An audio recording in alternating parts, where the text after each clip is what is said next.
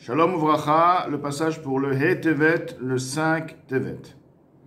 Ah, par contre, Mish ou Bezolele Bassar Vesov et Yain, celui qui mange de la viande de manière dont il est plongé dans cette consommation, Vesov et Yain, celui qui boit du vin de manière à être plongé dedans, les malotes Ta'avat Gufo, pour satisfaire le désir de son corps, Venafsho Abahamit, et son âme animale, Shehu Bechinat Yesod Amaim, ceci est l'élément de l'eau, la base de l'eau, Merba Yesodot Araim Sheba, une des 4 bases mauvaises dont l'âme animale a en elle, Shemimenu Midat Ata'ava, donc à partir de cet élément, de la base de l'eau, provient le désir des plaisirs. Hine, voici, à travers cette consommation, Yored Chayut Abassar Ve'ayain, la vitalité de la viande et du vin va descendre de niveau, chez Bekirbo, se trouvant au sein de cette nourriture qui se trouve maintenant au sein de cette personne, Benichla le fisha, et s'inclut momentanément, Bera Gamour, dans le mal total, chez Beshalosh, Klipot, Atmeot, des 3 impuretés, écorces impures, Begufo, Naaselem, les vouches, ou Merkava, et son corps leur devient un habit et un char, les filles sha'a, momentanément, chez Ashuva Adam, jusqu'à ce que la personne fasse une teshuva, Veyarzor, se repentisse, Veyarzor la vodat Hashem, retourne au service d'Akadosh Baruch Hu, le Torato, et à son enseignement. C'est-à-dire que, effectivement, comme expliqué plus haut, la vitalité se trouvant dans la nourriture cachère, cette vitalité provient de Klipat Noga. Cette impureté de Noga a en elle du bien, et il y a moyen de séparer le bien du mal et de faire remonter le bien à sa source. Tout de même, si la personne a mangé cette nourriture avec l'intention pour avoir uniquement du plaisir, à partir de là, cette vitalité va maintenant descendre de niveau. Elle va sortir du niveau de Klipat Noga et s'inclure dans les 3 Klipot Tmeot, les 3 impuretés, ce qu'on appelle Gimel Klipot Meot, ce qui veut dire que c'est une impureté qui est donc impossible à faire remonter à sa source. La vitalité maintenant qui se trouve au sein de cette personne, la vitalité dont la personne s'est procurée de par la consommation de cette nourriture, cette vitalité maintenant est intégrée dans les 3 Klipot Tmeot, et ces 3 Klipot Tmeot ne permettent pas, malgré que la personne va maintenant se repentir, mais tant que la personne n'a pas utilisé ses forces pour étudier la Torah et pour faire les mitzvot, cette vitalité sera encore dans le domaine de l'impureté. Donc la personne aura besoin maintenant, à part le fait de faire teshuva, d'utiliser maintenant ses forces pour la Torah et les mitzvot. Ces forces qui ont en eux cette vitalité vont permettre de faire remonter effectivement à ce moment-là la vitalité à la Kedusha. Qu'il est fiche aya bassar eter, car étant donné que cette viande était une viande permise, yain kasher et du vin kasher, les kach yicholim lachzor vela'alot imo, c'est pourquoi ils peuvent retourner et s'élever avec lui, beshuvo la'avodat Hashem, lorsqu'il retourne au service d'Akadosh Baruch Hu. Chez Zeu lashon heter ou mutar, ceci est le langage, le mot qui veut dire heter, qui veut dire permis, ou mutar, que veut dire mutar? Kelomar, ceci veut dire she'en okashur, ce qui veut dire qu'il n'est pas attaché. Mutar veut dire aussi quelque chose qui est dénier. Quelque chose qui a été attaché, on enlève donc la chaîne, d'accord? On déchaîne la chaîne. Donc, moutar veut dire qu'il est possible d'enlever cette chaîne-là, d'élever cette vitalité à sa source. Il n'est pas ligoté, c'est-à-dire il peut se trouver momentanément dans le domaine des extérieurs de l'impureté, oui, mais il n'est pas attaché. C'est pourquoi il suffirait de faire teshuva et d'utiliser les forces pour étudier la Torah, pour faire la mitzvot. Ceci va permettre à cette vitalité de rejoindre sa source qui est la Kedusha. Chez Lo Yochal Kelomar, je reviens quelques mots plus haut. Kelomar, ceci veut dire il n'est pas attaché, il n'est pas ligoté dans le domaine des extérieurs, des impuretés. Chez Lo Yochal Arzor Velalot Hashem, au point qu'il ne puisse pas retourner et s'élever à Hashem. Rak, c'est uniquement Sharshim ou Mimeno Nishar Bagouf. Tout de même, une trace, une marque va rester dans le corps. C'est pourquoi le corps a besoin d'être battu, si on veut, dans la tombe, ce qu'on appelle chibut akever. De la même manière que lorsqu'on veut nettoyer un tapis, par exemple, donc on le secoue avec un bâton, on tape sur le tapis et ces battements-là vont faire sortir toutes les saletés qui se trouvent dans le tapis. De la même manière aussi, le corps va être donc nettoyé, ce qu'on appelle chibut akever. Et pourquoi? Étant donné que le corps a intégré en lui une impureté, une certaine impureté qui ne peut pas s'élever malgré que la personne a fait teshuva et a servi Hachem, car il reste tout de même une trace. Cette trace provient du fait que la personne a eu un contact avec les 3 klipot meot. À partir de là, le corps a besoin d'être nettoyé de ces gimel klipot meot, pour permettre donc à la neshama de s'élever. Comme il est écrit plus loin. Ce qui n'est pas ainsi en revanche en ce qui concerne les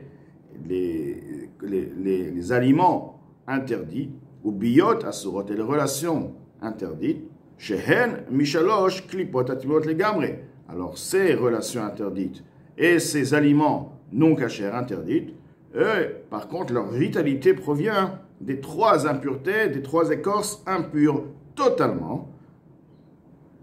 Asurim ukshurim bidei achitzonim. Ils sont ligotés, ils sont attachés dans le domaine des extérieurs de l'impureté. Léolam à jamais, pour toujours, ve'en olim misham. Et ils ne peuvent s'en sortir de là-bas, s'élever de là-bas, ad ki yavo yomam, jusqu'à ce que leur jour, c'est-à-dire la venue du Mashiach, lorsque ce fameux jour arrivera, v'yivula mavet la netzach, et la mort sera abolie pour l'éternité, comme il est écrit, je ferai disparaître l'esprit de l'impureté de la terre. Donc, la personne qui va, malgré que la personne va étudier la Torah, la personne a consommé une nourriture interdite, il va maintenant étudier la Torah grâce à la vitalité qui s'est procurée, qu'il a eue de par cette nourriture. Malgré ceci, il ne pourra pas élever la vitalité à la Kedusha. Cette vitalité restera dans le domaine de l'impureté jusqu'à ce que le jour où la mort sera abolie, le jour où Mashiach viendra. Alors c'est Hachem, Avir min haaretz, Akadosh Baruch Hu, lui va faire disparaître la force de l'impureté. À partir de là, la vitalité va s'élever à sa source. Ou alors il y a une autre option. Ad she'aseh teshuva gdola, jusqu'à ce qu'il fasse une grande teshuva.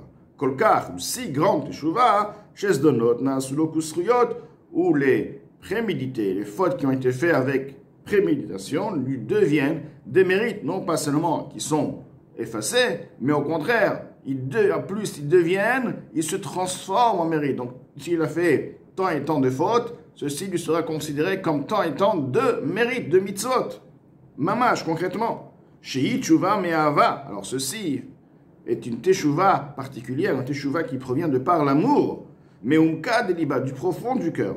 Be'ahava rabba, avec un amour, un grand amour, vechashika, un désir, venefesh okeka, une âme qui est assoiffée, qui languit, les dov kaboid barach, de s'attacher en lui, Akadosh Baruch Hu, donc béni barach, vetzaman lavshol Hashem, son âme est assoiffée, Hashem, ke'eretz ayefa vetzia, comme une terre asséché et aride, l'iyot étant donné, la personne prend conscience que jusqu'à maintenant, son âme se trouvait dans une terre aride, une terre où l'ombre de la mort se trouvait, car les averot correspondent à la mort spirituelle. Hiya sitra achara, ceci est l'autre côté, les forces du mal sont liées, c'est Malach HaMavet, l'ange de la mort, c'est lui, le Nachash HaKadmoni, c'est lui, ce qu'on appelle le serpent premier, le serpent qui a fait fauter Adam et Chava, c'est lui, le Samechmem, c'est l'ange de Esav, toutes les forces du mal sont reliées une à l'autre, donc la mort est liée avec les forces du mal. Et donc son âme, étant donné qu'elle est liée avec les forces du mal, avec la mort, donc forcément elle est loin de Akadosh Baruch Hu, à l'extrême éloignement. Mais la zot, suite à ceci, la personne a pris conscience de son éloignement, il fait teshuva par désir maintenant de se rapprocher. Tzam'an nafsho, son âme est assoiffée, beyeteros, avec une force avantageuse de puissance. Un assoiffement qui est plus grand que l'assoiffement que les tzadikim ont, comme les paroles, la parole de nos maîtres de mémoire bénis, là, l'emplacement où les Baalei Tshuva, ceux qui ont fait Tshuva, se trouvent, même les tzadikim gmurim, les tzadikim parfaits ne peuvent pas se trouver. Ce qui veut dire que, étant donné qu'ils ont en eux une particularité, c'est quoi? C'est cet assoiffement. Ils sont assoiffés, un tzaddik a en lui l'élan et le désir de se rapprocher à Kadosh Baruch Hu, mais il n'a pas cet assoiffement aussi. L'assoiffement qu'il a n'est pas aussi grand, ou peut-être il n'a même pas un assoiffement, c'est une autre qualité, c'est une envie, c'est un désir. Alors que là, c'est un manque. C'est comme une personne qui n'a pas d'eau. Il désire, mais il a encore cet assoiffement car il en manque. Et c'est pourquoi, là où les Baalei Tshuva, se trouvent dans le Gan Eden, ils ont une place particulière, sur ce point-là, les tzadikim gemorim ne peuvent pas, eux, se trouver dans cette place-là, parce que c'est une place très, très, très élevée, du fait que ces personnes ont réveillé en eux, c'est par leur teshuva, ils ont réveillé en eux tout d'abord un assoiffement, ils ont pris une conscience. Cette conscience leur a donné, il y a un désir, mais un désir qui est lié avec un assoiffement. Du moins, ils ont compris la grande chose, le bonheur, la particularité, la vie, de la lumière, etc. Et donc, cette teshuva va effectivement permettre à élever toutes les vitalités des trois klipot meot à leur source dans la kedusha. Et sur cette teshuva, provenant de cet grand amour, nos sages ont dit, que les fautes qui ont été faites avec zadon, avec préméditation, ils lui deviennent des mérites. Ro'il étant donné, c'est de par ces averot qu'il arrive à cet grand amour. S'il n'aurait pas fait de averot, il ne serait pas arrivé à cet amour extraordinaire. Justement, c'est comme on dit, une descente pour monter plus haut. C'est justement cette descente, cette obscurité a réveillé en lui un point beaucoup plus profond, un point particulier, un point d'amour puissant. Et s'il n'aurait pas été dans cette obscurité, il n'aurait jamais cherché, il n'aurait jamais eu ce réveil. Il serait dans la lumière, mais il ne serait pas arrivé à ce point aussi puissant. Donc, si c'est la Avera qui lui a causé le rapprochement à Kadosh Baruch Hu, donc la Avera devient en effet un outil pour se rapprocher à Kadosh Baruch Hu. Donc, toutes les Averot deviennent en mitzvot. Aval tshuva shelo me'avazo. Mais maintenant, par contre, cette personne a fait teshuva. Oui, il a fait teshuva, il reconnaît sa faute, il a envie de se rapprocher à Hachem, il va plus fauter, il va faire une vraie teshuva. Mais il n'y a pas en lui ce réveil de par cet amour, comme expliqué. Bien que c'est une teshuva convenable, c'est une très très bonne teshuva. Et Dieu lui pardonnera. Il a fait teshuva, Dieu lui pardonnera. Mikol makom tout de même, lona sulo kesriot. Les fautes ne lui sont pas considérées comme des mérites. On lui dira, bon, tu n'as plus de averot. Mais on ne va pas lui considérer les averot, les fautes, comme des mérites. Alors, la vitalité provenant des trois impuretés, des écorces impures totales, ne vont pas s'élever. Il n'aura pas la force de pouvoir les déconnecter, les sortir de leur emprisonnement, de l'impureté totalement, ad et ketz, jusqu'au moment de la date, donc le jour où Hachem va se révéler, le jour du Mashiach, shiyuvula amavet la Netzach ou la mort sera abolie pour l'éternité. La mort, c'est l'impureté, c'est le Yetzer Hara, c'est le Samech Mem. Tout ceci sera effacé, Dieu va venir va faire la Shrita, va tuer les forces du mal, va les anéantir de la terre, à Avir Min Haaretz. À partir de là, la vitalité n'aura plus d'obstacle, elle s'élèvera directement à sa source dans la Kedusha.